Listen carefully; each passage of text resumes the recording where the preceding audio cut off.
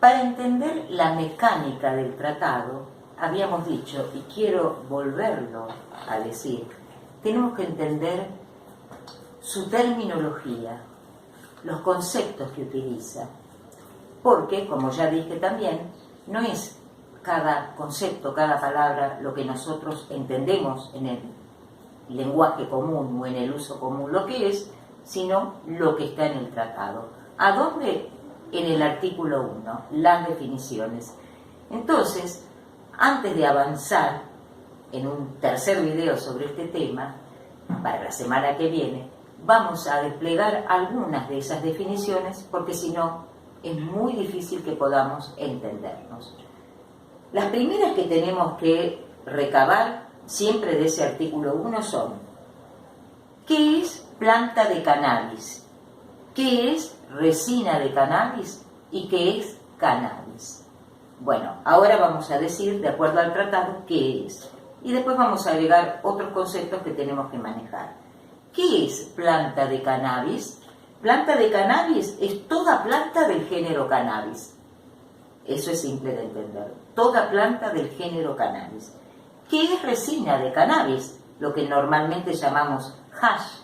Bien, el tratado define a la resina como una sustancia separada de la planta, sea en bruto o purificada, obtenida de esa misma planta. ¿Y qué es cannabis en sentido estricto? Cannabis en sentido estricto son las sumidades floridas o con fruto de la planta de cannabis, a excepción de las semillas y de las hojas no unidas a esas sumidades floridas, separadas de esas sumidades floridas, a las que no se extrajo resina, cualquiera sea el nombre que se le dé. Nosotros le damos el nombre de cogollos. Entonces ya tenemos esas tres definiciones básicas. Y volvemos a recordar que tanto la planta como la resina, como los extractos y tinturas, como el cogollo, están en la lista 1.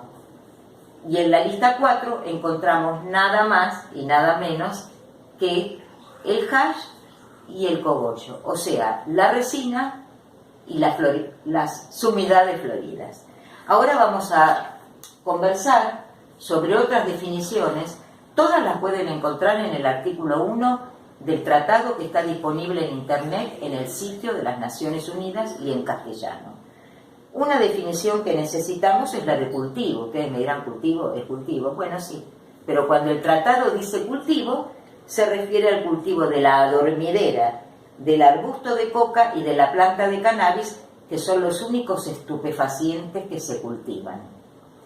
Cuando el tratado habla de producción, se está refiriendo a la separación del opio o del jugo coagulado de la adormidera, se está refiriendo a las hojas de coca separadas del arbusto de coca, y se está refiriendo a la resina de las plantas de cannabis y a las sumidades floridas o cogollos o cannabis.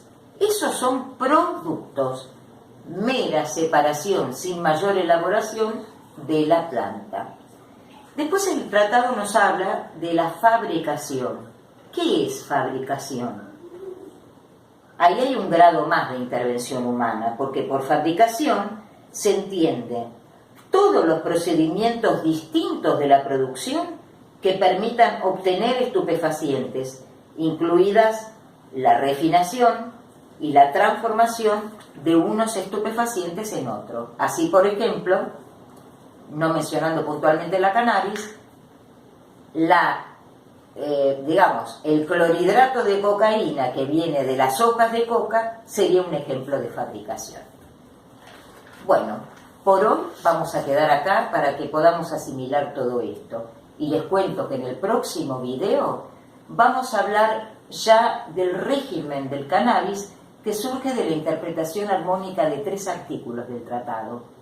El artículo 2, en su inciso 5b, el artículo 22 y el artículo 28 especialmente, que habla ya de la fiscalización del cannabis.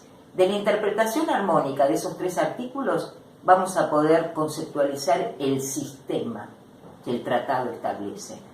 Y antes de irme, quiero hacer una reflexión. ¿Por qué estudiamos esto?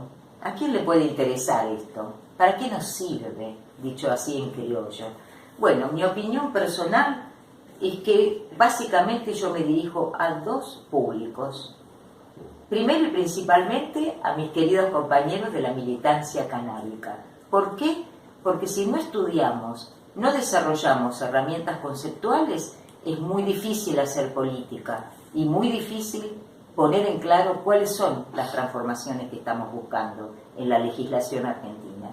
Y el otro sector, no menos importante, son los factores de la industria, de la producción, todos los factores de agregado de valor a la cadena, tanto del cannabis psicoactivo, en principio para uso medicinal y eventualmente recreativo, como el hemp, ese que queda fuera de las regulaciones del tratado.